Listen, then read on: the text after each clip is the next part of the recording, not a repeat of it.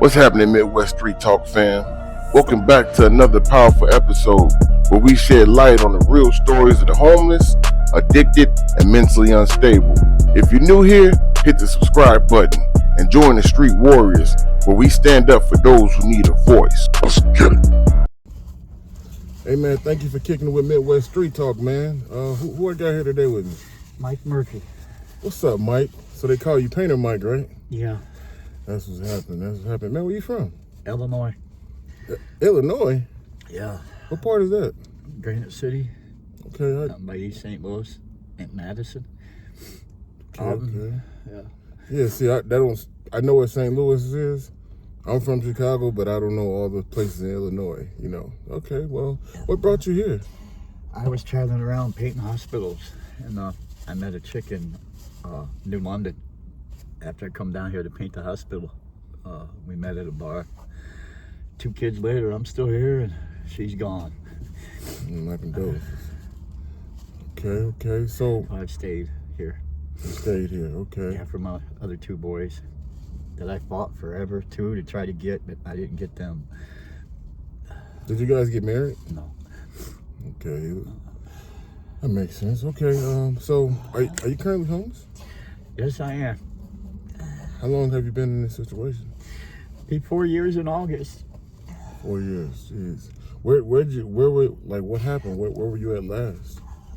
What do you mean where I was at? Like, where'd you live last? With my girlfriend. We lived together since 2016 to, I don't know, 2020 maybe? 2021, we lived together. And I got my own place after that. Okay. I went to go bury my dad in Missouri, August of 21. I get a phone call the day I put my dad in the ground. I had the landlord tell me I was being evicted. Apparently he went up into my room, my apartment illegally. And I come home to an eviction. I have custody of 2 boys. My deepest condolences, man. I'm sorry to hear that, and I'm sorry to hear about what happened. I'm a witness. It's hard to get a place out here after getting an eviction. And it's been 4 years since your eviction then? Yeah. Okay. I have one of my boys that I have custody of has disabilities. And one of them is anger. I have an $8,000 judgment against me for damages. I can't find nobody to rent to me. I've been denied housing. I've filed an appeal 3 or 4 different times. I've been denied. I even had an outfit here in Appleton that was going to pay my security deposit. They was going to pay it 3 times or what? Double my deposit. They was going to pay, and they was going to pay for my rent for 2 years so I get back on my feet. I still couldn't find a landlord. I lost the paint business. I lost my home. I lost my storage. I lost a new truck. I lost everything. It's tough up here, man. I'm sorry to hear that. Yeah, I still haven't figured the landlord thing out, man. I've always been told to like write them a letter and try to explain. But if I wouldn't lie to you and told you it worked for me, you know, it's tough up here. Yeah, it is. You ever thought about moving out of town or anything like that? Or is it? I had nowhere to go. I had nobody. And I have thought about leaving, yes. I have. But your boys are here. My boys are here. Yeah. They're in foster care. Once we got evicted from the home, I went to the Clarion Hotel. And they knew I was a painter. Mm-hmm. So they give me a job there. I was painting their rooms. $250 per room. I was doing 2 rooms per day. $3,000 a week, cash money. And my boy got us kicked out of there as well. The one with anger problems? Yeah. Went to another hotel. Just to make this short, they got us kicked out of 3 different hotels as well. And the last one, I come out to go get breakfast and noticed my new truck had been repossessed because I couldn't keep up the payments. And I had to put my boys in foster care after that because I was literally going through the streets. And If it wasn't for my ex, who just passed away with cancer, I wouldn't have this van. I'd still be on the streets or dead. This is not me. I'm 64 years old and I lost everything. Have you attempted to go through Levin or anything like, or even try to shelter? You rather not stay in the shelter? There's such a waiting list. I am on the list in Oshkosh for the new Day by Day. Okay. I called them the other day. I'm number 15 on the list, but I don't know if that's going to work either. This situation, I've been in a lot of situations in my life, and I've always gotten myself out of them. But this one I can't get out of by myself. I need somebody to talk for me. I can't do it myself. When you say you need someone to talk for you, explain. I don't know. An advocate to help me? I don't know. Okay. All these people here do is they say they're going to help you. They send you a list of apartments that are open, and you're supposed to talk to the landlords and stuff like that. But who do you think they're going to take? I've gone to up-team walkthroughs for apartments, and there's always 4 or 5 other people with you. You know, they set it all up for the same time. Who do you think they're going to take? Yeah, they're going to take the people in front of me. They're not going to take me. Yeah, it's like you don't want to pay it. Then you don't. What if it's an application fee? Yeah. I get it. So let me ask you a question. You know what I did find out? I had a list of apartments that was given out. Now these landlords, they approve felons, they approve evictions, but it's in Oshkosh. That's where I'm going. All right, so I can share a list with you now. I acquired this list through Levin. No, it was through the Resource Center, but what Levin does is they do pay your first month rent and your last month rent. But you do have to, I believe you have to either have income coming in or... I got an income. You got income coming in? Oh, I had to file for a part-time retirement. I was forced into that. Might be a break coming up then, man. Yeah. Yeah, because these apartments, they got 1 bedroom, 2 bedrooms. But the only other place I've seen something like this was in Green Bay, Wisconsin. They have a list of landlords that they accept Section A, they accept assistants, they accept felons, they accept evictions, and they give people a chance. I knew one in Green Bay personally. His name was Rick.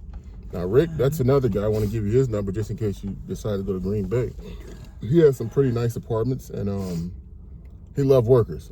I did maintenance for him, and I saved money. And at that point, I had an eviction judgment toward me, but he allowed me to stay in the building. And get this, I don't want to get Rick in trouble, but it's his property. The building wasn't even in my name. My brother had went to jail, and he allowed me to take his lease over for as long as I could. So remind me to give you Rick's number along with these numbers. Yep. I wish I can use these resources at this point, but I'm at a full family now, so it's like we need something a little bigger. We're working on trying to get a house right now, and that's hard, you know. So let me get a little history about you, man. When coming up in Illinois, did you have both your mom and your dad in your household? I was physically, emotionally, and mentally abused growing up. I've been on my own since I was 15 years old. And I've never had these kind of issues. I've never had to worry about where I was going to get my next meal or where I was going to lay my head. I always had a place to stay.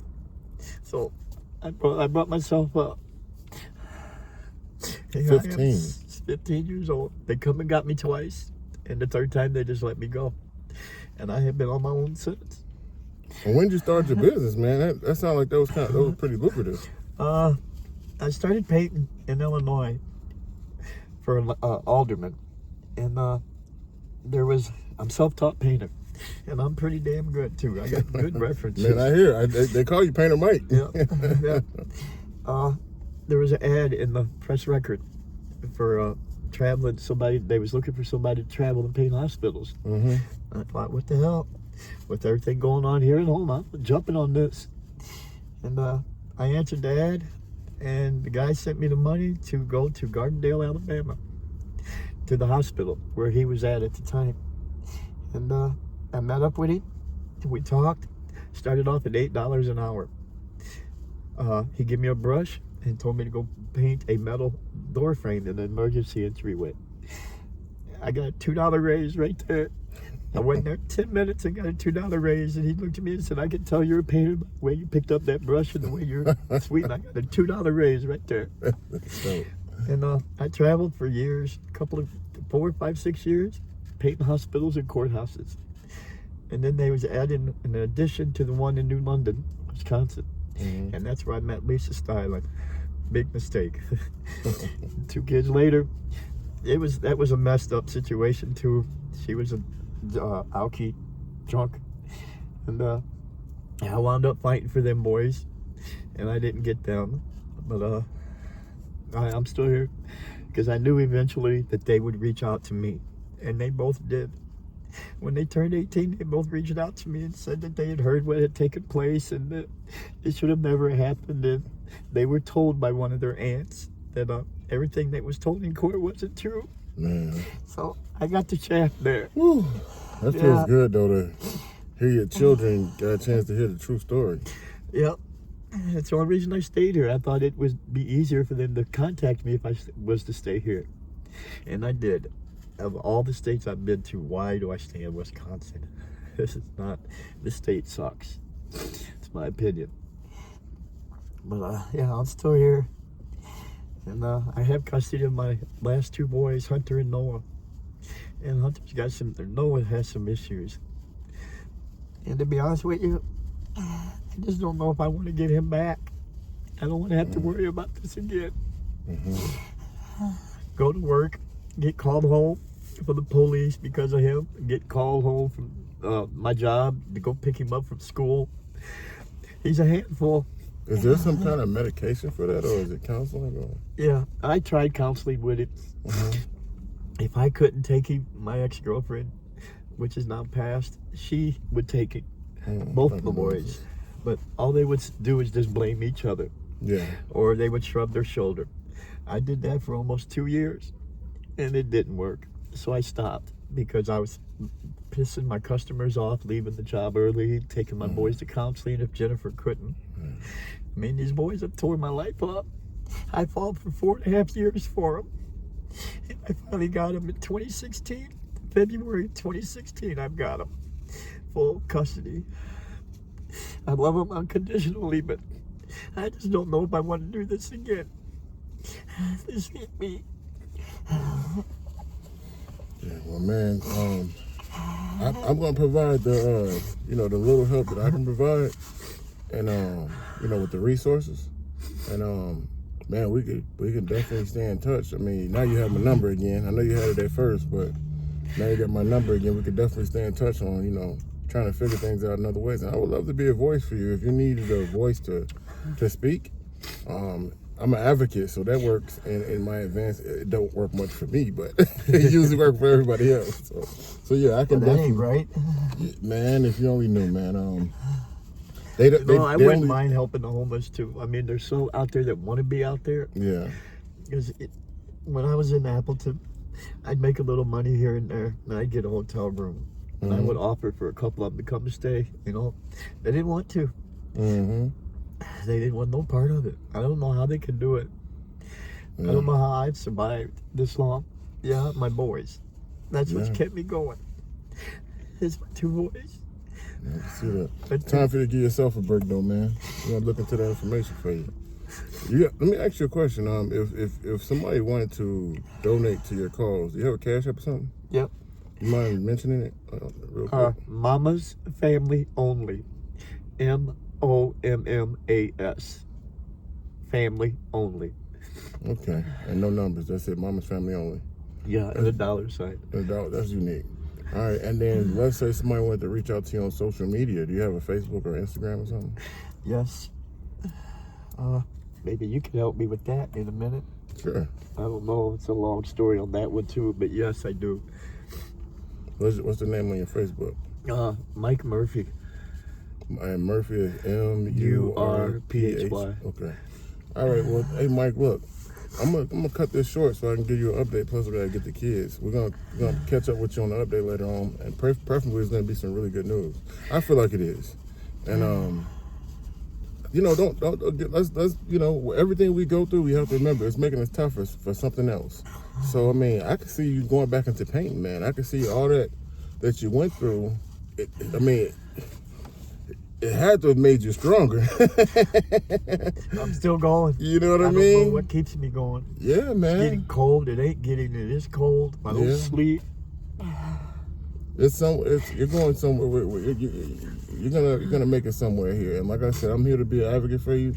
For those who don't know, the name of my channel is Midwest Street Talk. Who should they subscribe to? Midwest Street Talk? Midwest Street Talk. No, I'm sorry. We're going to do some off-phone counseling right now. So thank you guys for tuning in. We'll be in touch with Mike. Y'all send y'all prayers for him. And if anybody got any advice for the Wisconsin area in general that can be better than mine or better advice, please leave it in the comments or send me a message. Thank you very much. Thank you. God bless.